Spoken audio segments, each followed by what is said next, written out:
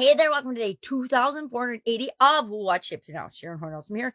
And today we are continuing our foray into No Nonsense November with our tip and tool of the day, number 12. It's the 12th of November, so we're on our 12th lesson learned, great tip and tool, things that have really helped me throughout my life and my businesses that I want to share with other people. I think if we can share our lessons learned, it's really valuable. So today's is practice stoicism, and we're using a tool called the Daily Stoic. Now, I just signed up for the Daily Stoic yesterday, so I cannot say anything about it one way or the other, positive or negative. It's a daily email that will come to my email. I'm thinking starting today about stoicism and practicing different stoic philosophies. Well, stoicism, I like to think I'm not very stoic, but if I think about the 5 components that make up stoicism, I absolutely positively am, because I do most of these every single day. Focus on what we can control. Be present and embrace the present moment, and be curious about what's coming down the pipe, because we know that we can't control everything, but there are a lot of things we can control. Thirdly, practice negative visualization, meaning consider what is the worst that could happen, what's the worst case scenario, and then prepare for it mentally so that we take actions and steps to make sure that that thing never happens. Fourth, cultivate gratitude. Definitely do that every day. And then practice self-control and moderation. Okay, sometimes I forget to practice self-control and moderation. Don't we all?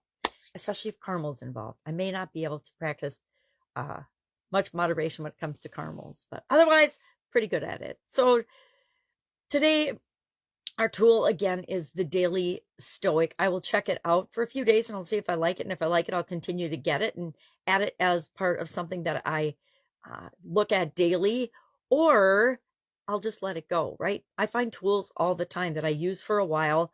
I benefit from them. I figure out what parts of those tools fit into what I'm doing already, and I tweak and change what I'm doing to continually improve. And then I let go of the parts of it that don't make sense. I've got probably 20 apps on my phone right now that I don't use at all. And thankfully, my new phone now sleeps the apps that I don't use on a regular basis. And so it reminds me of apps that I didn't even realize I still had on my phone. So that's kind of funny, right?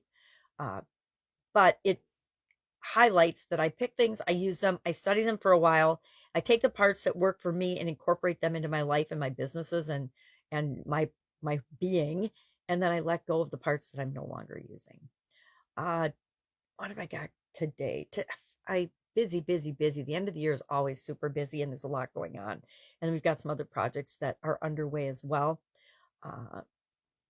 But if I can help you in any way, please hit me up and ask.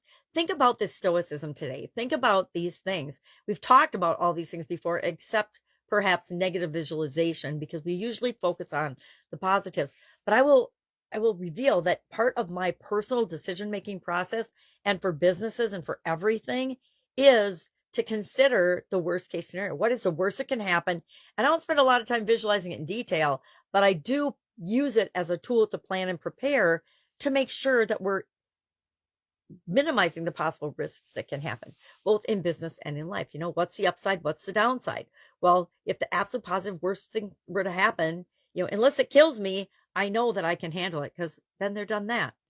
All right, that's all I've got today. If I can help you, please ask. Otherwise, have an amazing day, and I will, of course, be with you tomorrow.